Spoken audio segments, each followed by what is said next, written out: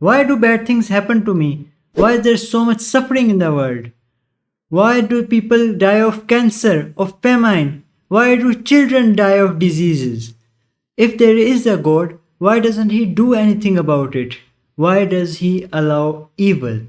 These questions have been asked throughout centuries by many peoples and have always been addressed by theists or people who believe in God.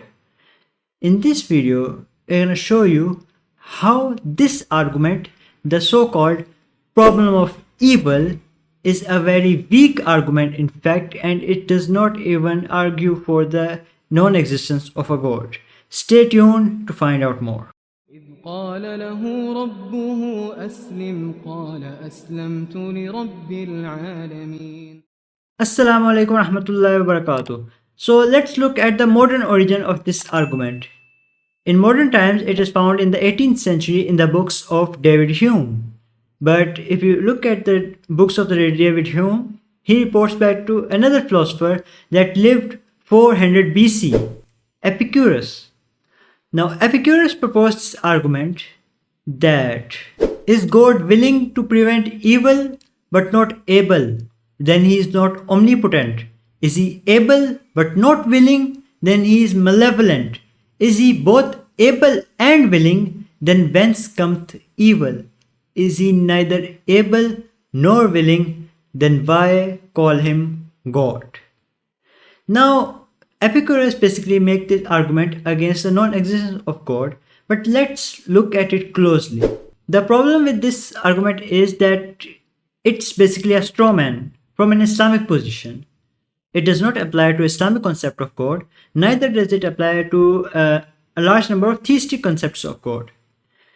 The first criticism in that argument is that it restricts God to only being omnipotent and all good or all loving.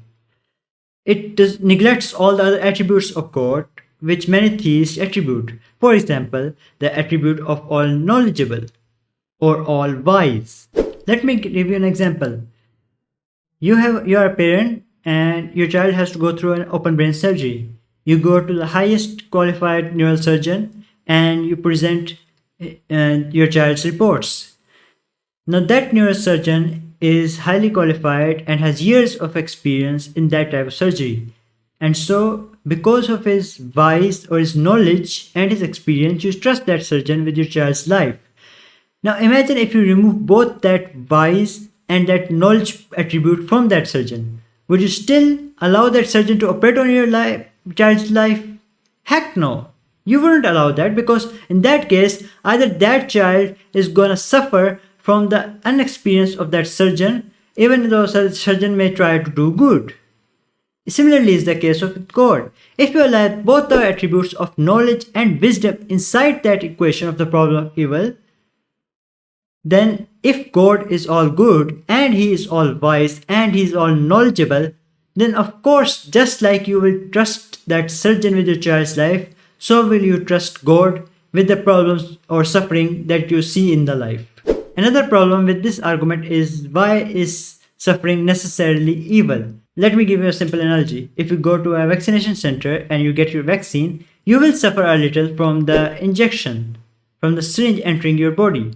That suffering is not comparable to the benefit that vaccine provides. Hence, that such suffering is not inherently evil in and of itself. Similarly, all the problems and all the worries that you face in this world are not inherently evil. That's according to the Islamic paradigm. According to Islamic paradigm, this world is not a place of bliss. Period. Allah says explicitly in the Quran, أَحَسِبَ النَّاسُ أَن يُتْرَكُوا أَن يَقُولُوا آمَنَّا وَهُمْ لَا يُفْتَنُونَ. Do people think once they say we believe that they will be left without being put to the test? This is in chapter 29 of the Quran, verse number 2. Now, this world is a test. There will be hardship. There are going to be hardship because a test is not a test without difficult questions. But if you pass the test, if you go through these hardships with patience, with belief in God, you will definitely get a reward that will be much higher in comparison to these suffering. In a prophetic narration in a hadith, it is stated that the Prophet said on the day of judgment, a man who has suffered in all his life, he does not have any moment of rest. He will bring forth, and only his finger will be dipped into the paradise.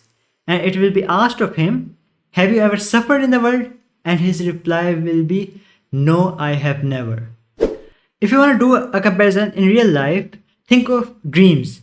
If you get hurt in the dreams, or you get thrown down, or you get stabbed in the dreams, it hurts in the dream.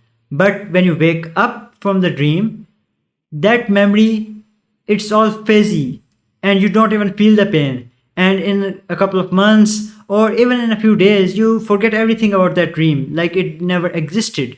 Similarly is the state of this world. The suffering in this world is uncomparable to the good that those suffering will bring in the hereafter.